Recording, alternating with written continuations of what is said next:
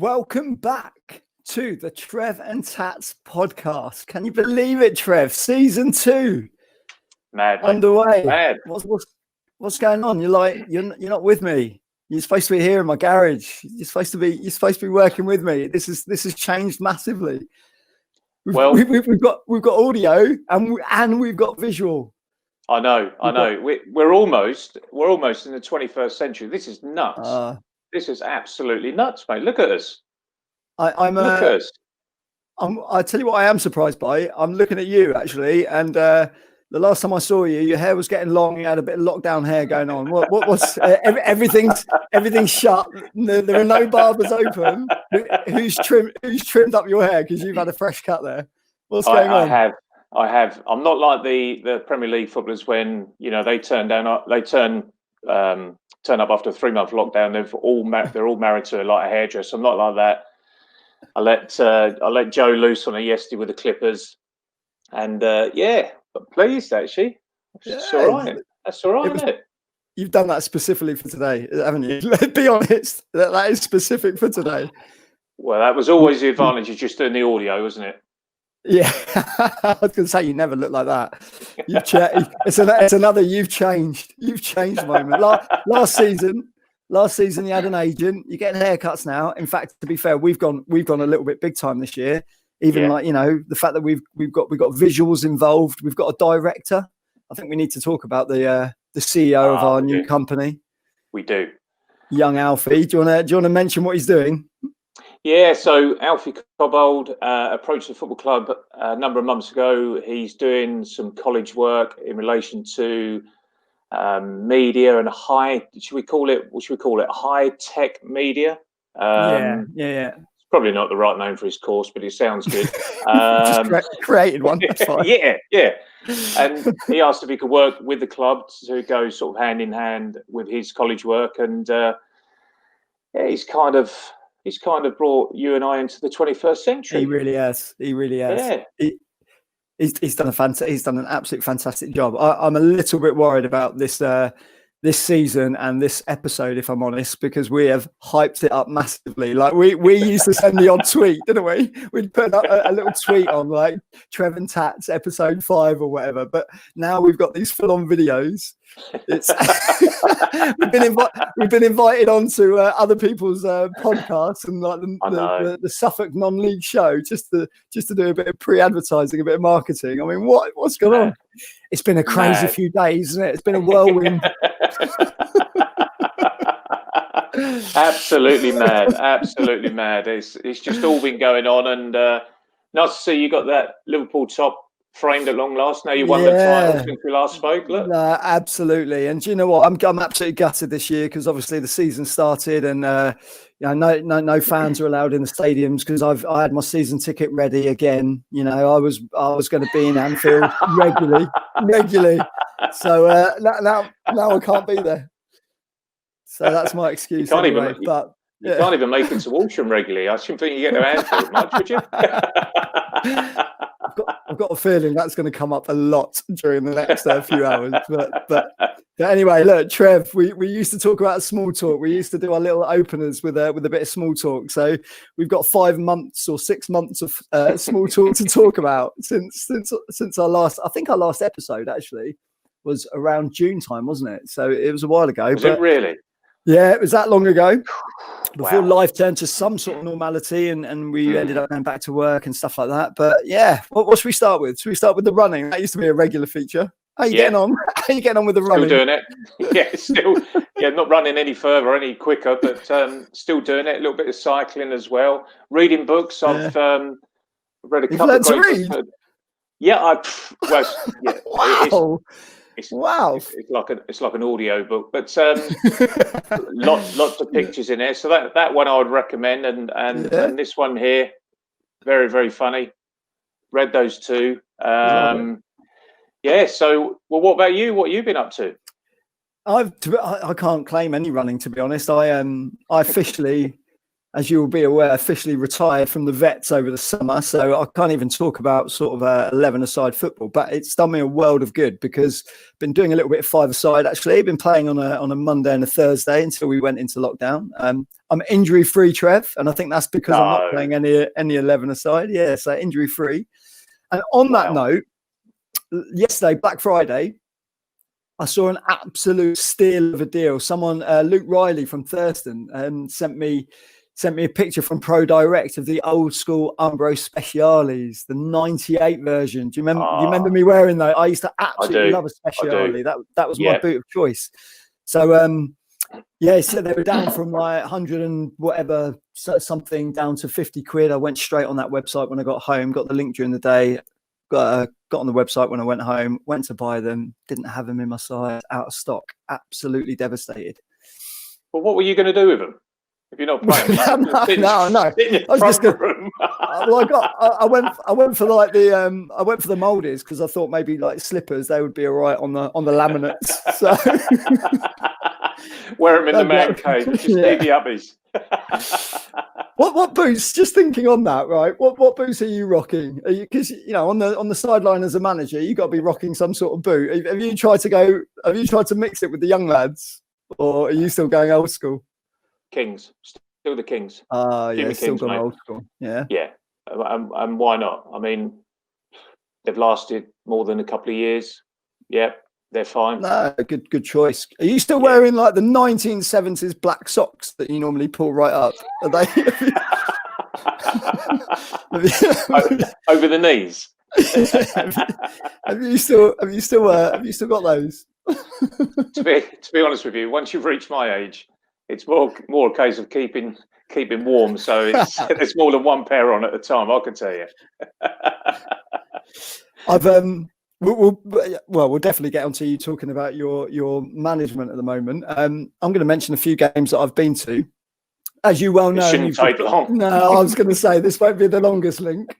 But when the weather's been okay, the wind gauge is sort of just cut it under about 10. I have ventured out. I've seen a few Walsham games. I'm going to talk about this in particular because I actually met you there, Trev. But I went to watch a Stowe game because Parks had signed during pre-season. Devil had signed during pre-season. Bullies, obviously, he was there. Muzzy, who is now the manager at Stowe, was there. So I did what I always do, which was to get onto the phone to Muzzy and say, look, Muzzy, any danger? I know you get 2 free tickets for like family and friends. Sort me out a ticket so I can come in. Muzzy came back with, no, we don't do that anymore. We don't do that anymore. We don't. We're not allowed any tickets. So I was like, oh, okay, all right, understand that, Muzzy. No, no, you don't have to do that about my nose. Why are you bringing my nose into it? That's out of order. So anyway, got in there. The people that we just talked about, Bully wasn't playing, probably suspended, I'd imagine. Parks wasn't playing, hamstring, maybe a sign of age. You won't like me saying that. Devil was playing since left the club. I don't know how many games he played. But speaking to Parks, Parks said, "Oh, did you pay to get in?" I said, "Yeah, I paid to get in." Muzzy couldn't get me a ticket anymore. He was like, "Oh, you should have let me know. We all get 2 free tickets." I was like, "Muzzy, you've absolutely killed me." So I'm doing that on our huge public forum, with all the national attention that's going to get, I'm sure. You know why? You know why Muzzy wouldn't give you any tickets? Well, he's gone big time, hasn't he? Now he's manager. Mind you, he wasn't even manager then, but he's just gone big time. What's the reason? It's because you keep ignoring his plea to come on here. Yeah, that's true. That's true. The boy's desperate. The boy is desperate. He is lined up. He's lined up. He's lined up as one of the managers, isn't he? But we've got about 98 other managers lined up in front of him. So he's got to wait his turn. That's what happens if you've only managed for a few games. You can't just expect to jump up the pecking order. Yeah. Look, I went to watch that game. Actually, Stowe weren't fantastic that game. That was the game against Galston. It was, yeah. I think it ended 1-1. It wasn't a great game, if I'm honest. Been to back to Walsham a few times, which is lovely. and enjoyed it, Trev. So I'm probably going to link you in here and talk about, you know, what's been going on. It's a nice turnaround, like young team, lots of hungry players. I don't want to make this thread too serious at the moment, but yeah, it's looking really good. Looking really good. How's it going? It's been really enjoyable. It's certainly given me a buzz again, which I thought I'd lost with the game, and it's given me something to look forward to.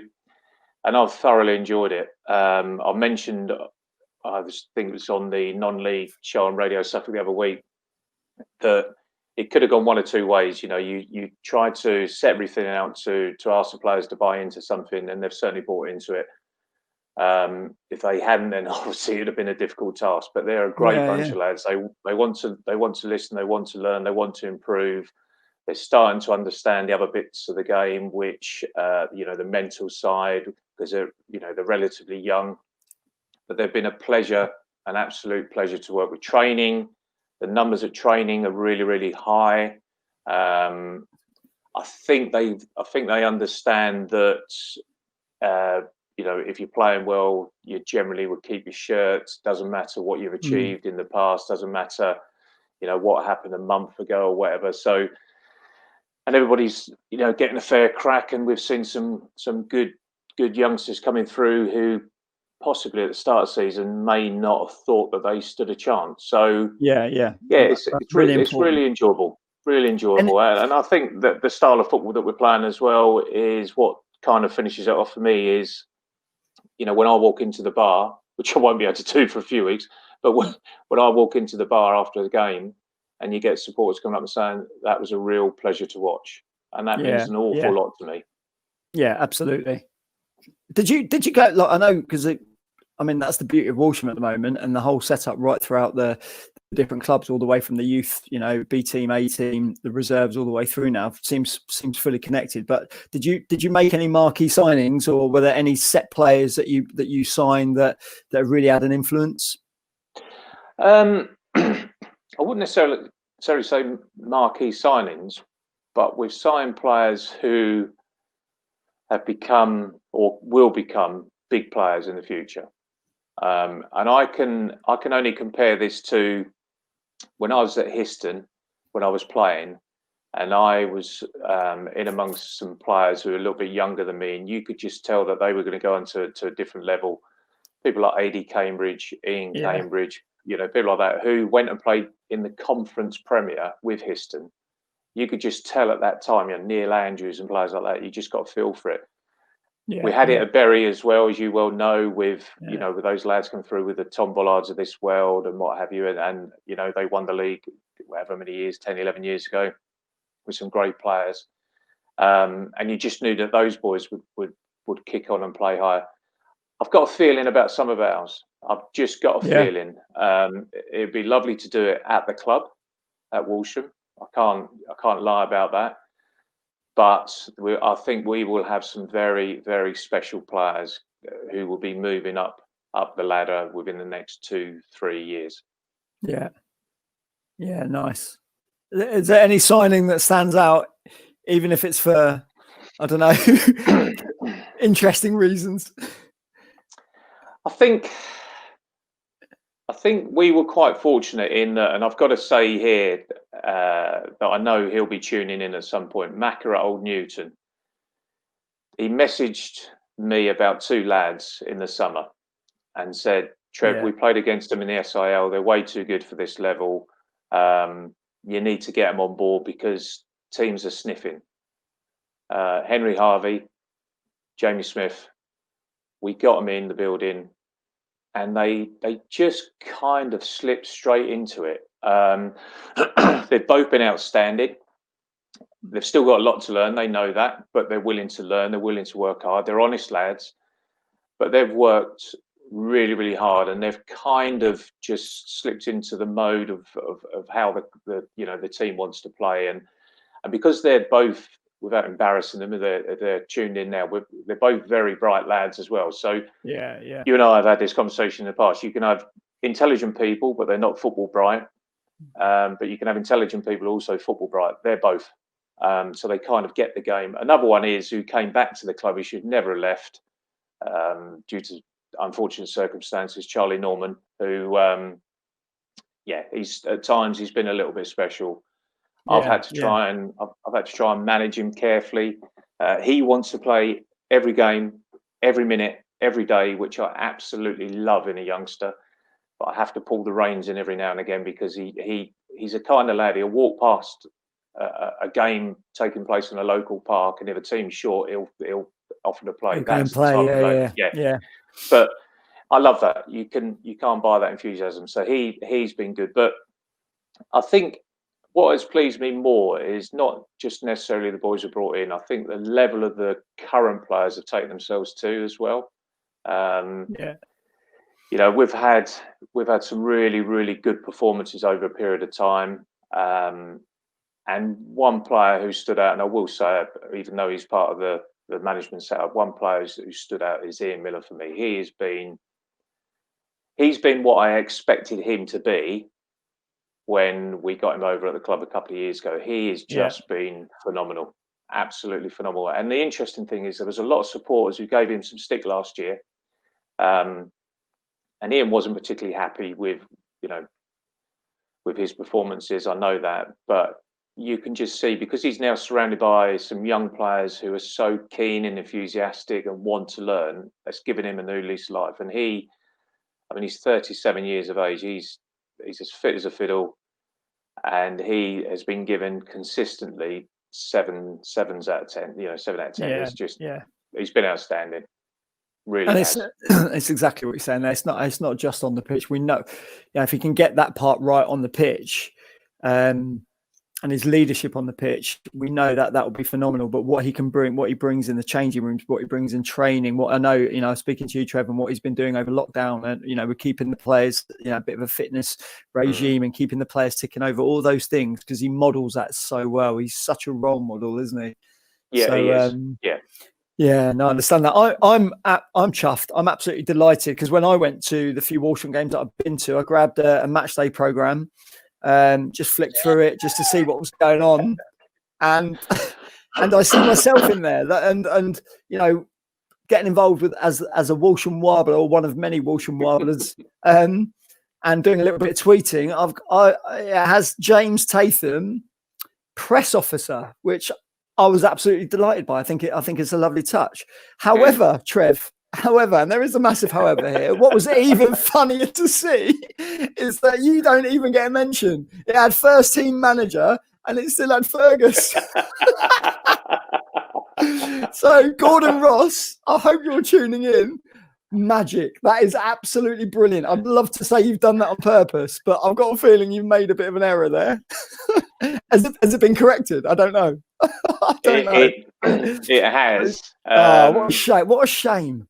Yeah, it has. But I was expecting, when it had been corrected with my name, I was expecting it in brackets, just to have Trevor Collins, and in brackets say for the time being. Yeah. So I was a bit concerned. He wants you out. There's no doubt he wants you out. I'm gonna change it up a little bit, Trev, and just mention, obviously, last couple of days, Maradona, the whole passing away of Maradona, absolute travesty. If we talk football and keep it just to football, what a player. Probably, from my point of view, in the era that I grew up, probably the best player that I've certainly ever seen. Yeah, I was very, very fortunate. I watched him play once, and there's a good story actually behind this. Firstly, totally agree. I personally think he's been the best player I've seen. I think he possibly could go down as the best player of all time, and I think. Agree. And I think the key moments, if anybody out there hasn't seen the Maradona documentary, watch it. Yeah, incredible. We talked about that. I think we touched on that as well. Yeah, phenomenal. Firstly, he won the league with Napoli, and Napoli were a poor side when he went. Yeah, they were right down there. Yeah, he won the league. He's then done the ultimate, which is he literally dragged Argentina over the line to win the World Cup when Argentina were average at best. Yeah. But with him, they were the world's best. And that's how good he was. He also played on bogs of pitches I don't know if there was an interesting tweet the other day with that England game.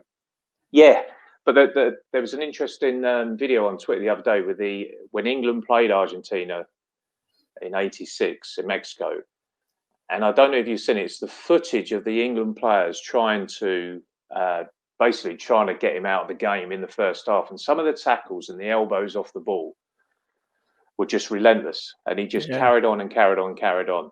Now, the game I went to see him play it was 1986. It was just a number of weeks after that World Cup game. It was Football League versus the rest of the world at Wembley. And I have to say that during the game itself, he wasn't fantastic because it was almost like he didn't really want to be there. It was a centenary game or something for the FA, I think.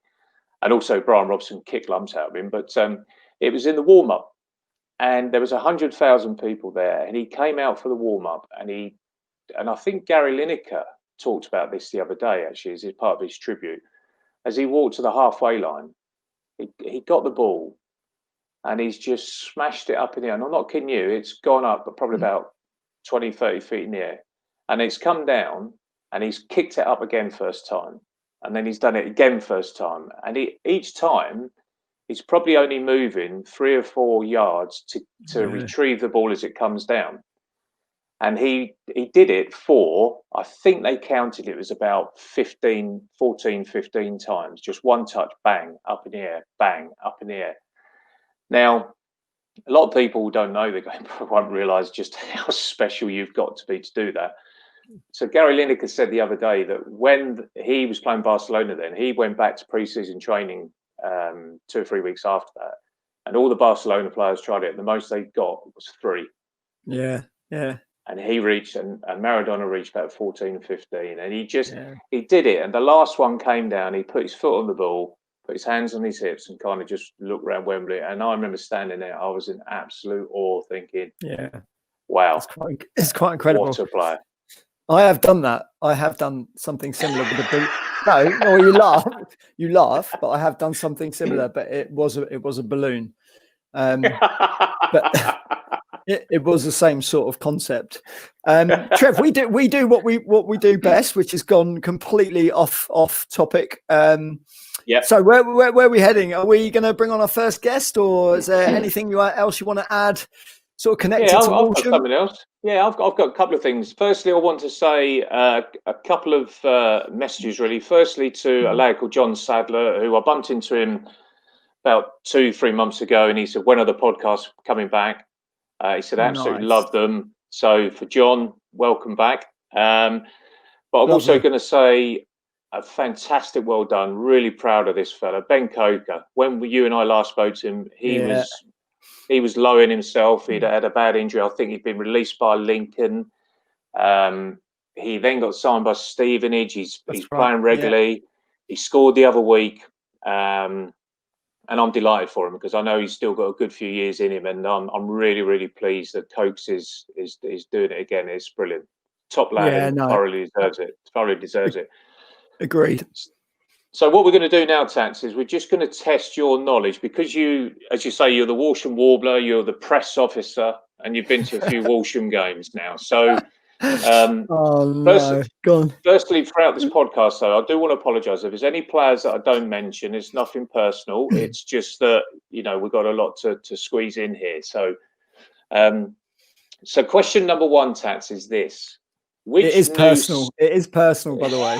He's absolutely lying about that. I'm telling you that now. It's always personal with managers. Anyway, sorry, Trev. Carry on. Killed me. Right. Question number 1. Which new signing introduced him to me by saying, I can throw it quite far as well? What? That was his selling point. It was, and then the next stage of that was we set up for his throw in a pre-season friendly, thinking it would go sort of near post, and it actually whizzed over the heads, and then went flying over at the far post, which is quite went too far. It actually went too far. Went too far.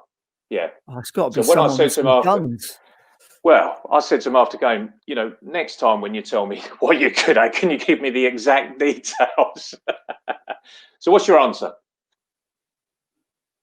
Well, it's got to be someone with some guns, I would have thought.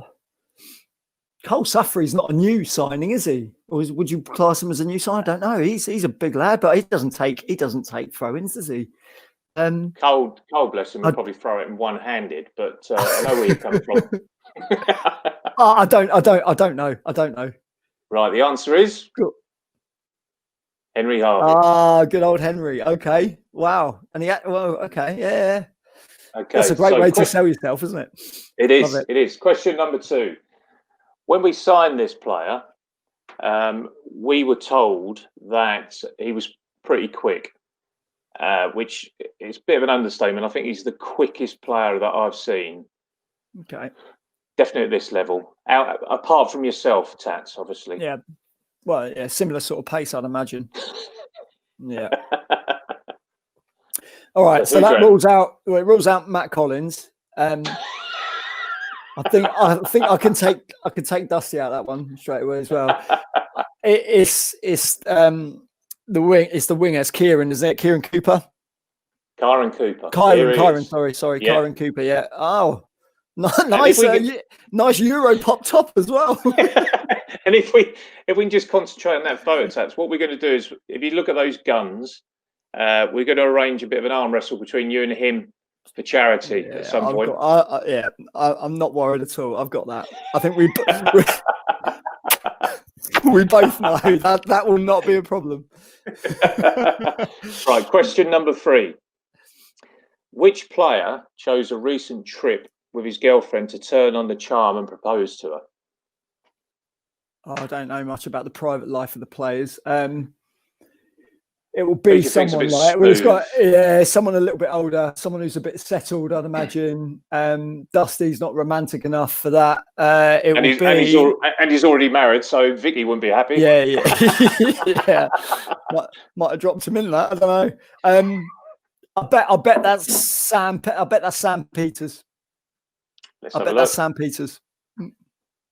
Yeah, now, told you. If you look very carefully at that photo, we're all hoping that when he gets married and his honeymoon, he's going to go somewhere warm, because he looks particularly pale there, Sam, doesn't he? Right, I tell you what, Trev. There's something I've got to add at this point, because obviously I felt it was only fair to get a little bit of inside information on you as well. So whilst we're talking about looking a little bit pale, I'm fully aware that one holiday that you went into, poor old Matt accidentally locked you all out of the villa, didn't he? And he claimed it was because you were looking a little bit like Casper the Ghost. So he wanted you to get a bit of a tan, but he said you were absolutely fuming. Well, I was. It wasn't the fact that he just locked us out of the apartment. It was the fact that 2 minutes before then, he left the swimming pool, went up to the apartment. I said, whatever you do, don't lock yourself out, because it was a strange locking system on the door. Okay, Dad, he said, and then I'm not kidding you. 2 minutes later, he comes down the steps, he peeps around the corner and says, "You'll never guess what." Love it. And I did lose it. To be fair. Come on, then, next one for me. Right. So, which player sent a tweet out a while ago saying how heavy his legs were? Nursey. Nursey. There you go. Nursey. Yeah. Nursey won't like me saying this, but it's always Nursey battling with his he's battling with his legs, he's battling with age, he's battling against golf. There's always something on Twitter, isn't there? So yeah, Nursey. Right, here we go. I don't think you'll get this one. Which player did I find out watched E.T. for the very first time this week? Oh, that's sad. I know.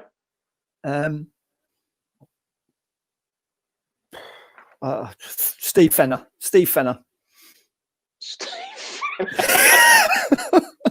kill you. Let's have a look. Hey, touche, 1-1. Yeah, right back at you, Collins. How has that happened, by the way? How have you only watched that now? That's an absolute iconic film. Right. Question number 6. Which player was shocked to find out that his next defensive partner could be Gordon Ross. Gordon Ross. Yeah. So which player? Gordon, was as shocked? in Yes. Gordon.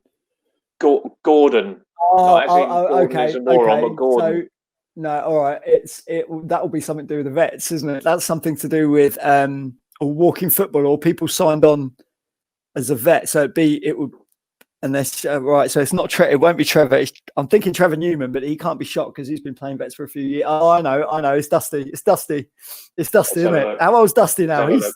He's vets age. Yes. Yes. Look at the next clip. There they are on the same team. That is a hell of a partnership. I'd imagine Gordon will probably be sweeping behind Dusty because he's lacking a little bit of pace now. So Gords will cover him, I'd imagine. Right, last one. So which player couldn't hide his delight when Kieran Twin scored his 4th goal against Haverhill this season? Couldn't hide his delight. So, all right. So 20 scored 4. It's got to be someone that's obviously gutted that he scored. So, and it was Good way of looking at it. It's got to be, isn't it? Because if you're another centre forward, as a centre forward, I hate it when the other centre forwards score. Have I said that out loud live? You have. All right. So it's either his brother or it'd be a centre forward partner. It'd be someone like I don't know, maybe Charlie Norman or Jamie Smith or someone like that, or it's his brother. But his brother got injured quite early, Ryan, didn't he? So I don't know. Right. Jamie's up front. Jamie Smith. Jamie Smith plays up front with Twinny a lot, doesn't he? Okay, so for anybody watching, just have a look at Jamie on the picture. He's almost like, I'm so pleased for Kieran. I don't know what Mark Abbott's doing there. Actually, he's losing his hair as well, Mark Abbott. You won't like me saying that. But actually, Mark Abbott looks as if he's celebrating more than what Jamie is. Yes. Good leap on Twinny there. Great leap. Yeah, it Ronaldo-esque. Well, that wasn't bad from you, Tats. Yeah, no, good quiz that. Right, good quiz that, Trev. Yeah. Good job.